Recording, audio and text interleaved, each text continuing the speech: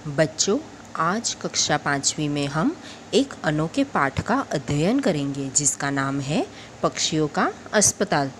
तो आइए अब इसकी शुरुआत फ्लो चार्ट के द्वारा करते हैं।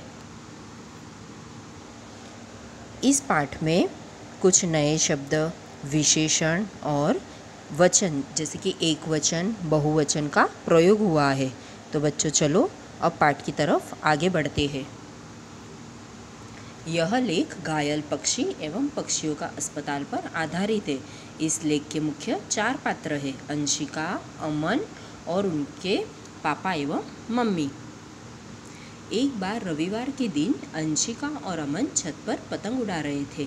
तब पापा समाचार पत्र पढ़ रहे थे। अचानक उनकी पतंग की डोर से उलझकर नन्हा सा कबूतर नीचे आ गिरा। उसकी गर्दन में घाव हो गया था, पंख टूटकर इधर उधर गिर गए थे।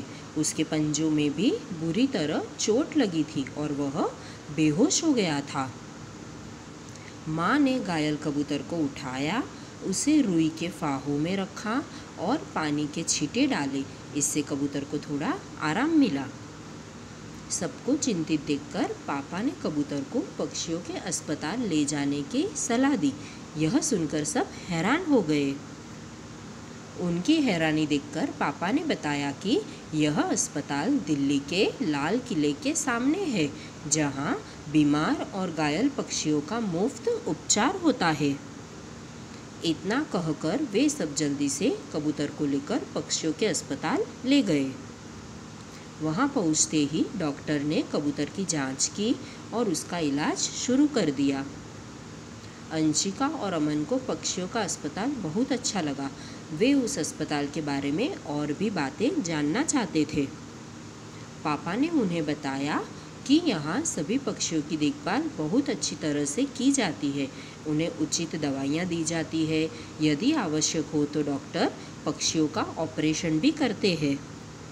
अमन ने उत्सुकता से अपने पापा से पूछा कि सारे पक्षी तो एक समान दिखाई देते हैं, तो डॉक्टर उनकी पहचान कैसे करते हैं? पापा ने बताया कि उन्हें भी एक पिंजरा दिया जाता है जिसमें उनका नंबर लिखा होता है। उनके स्वास्थ्य के साथ साथ उनके भोजन, पानी और अन्य आवश्यक चीज़ों पर पूरा ध्यान दिया जाता है। अंशिका ने उत्सुकता से पूछा कि पापा, यह अस्पताल कब शुरू हुआ था? पापा ने कहा, इस अस्पताल का प्रारंभ सन 1931 में हुआ था। उस समय तो यहाँ घायल पक्षियों की केवल मरहम पट्टी की जाती थी, परंतु सन 1956-57 में यह पूरा अस्पताल बन गया है। अब तो पक्षियों के उपचार के लिए आईसीयू भी है और साथ में विशेष वार्ड भी है। इसके साथ साथ प्रयोगशाला भी है। अमन ने अपने पापा से पूछा कि क्या सारे पक्षी एक साथ पहली मंजिल पर ही होते हैं? पापा ने बताया, नहीं बेटा, पहली मंजिल पर तो पक्षी को तब तक रखा जाता है जब तक कि वह खतरे से बाहर नहीं हो जाता। उसके बाद उसे दूसरी मंजिल पर भेज दिया जाता है, जहां पर उसका पूरा ध्यान रखा जाता है। इस मंजिल पर एक फव्वारा भी है। इसके कारण पक्षियों को कम गर्मी लगती है। इस मंजिल पर तो बहुत ही हर्ष और उल्लास का वातावरण होता है। चारों ओर पक्षियों की चहचहाट होती है, क्योंकि जब पक्षी स्वस्थ हो जाते हैं तो तीसरी मंजिल पर छत से आकाश की ओर उड़ने के लिए छोड़ दिया जाता है। दोनों ने खुश होकर कहा कि सचमुच पापा, यह तो अनोखा अस्पताल है। पापा ने बताया कि यह अस्पताल लोगों की उदारता और उनके प्रोत्साहन से चलता है। पापा की बातें सुनकर अंशिका और अमन बहुत प्रभावित हुए। उन्होंने दूर से कबूतर को देखा। अब उसकी हालत में काफ़ी सुधार हो गया था। फिर पापा ने बच्चों से कहा कि चलो अब घर चले, तुम्हारी माँ प्रतीक्षा कर रही होगी।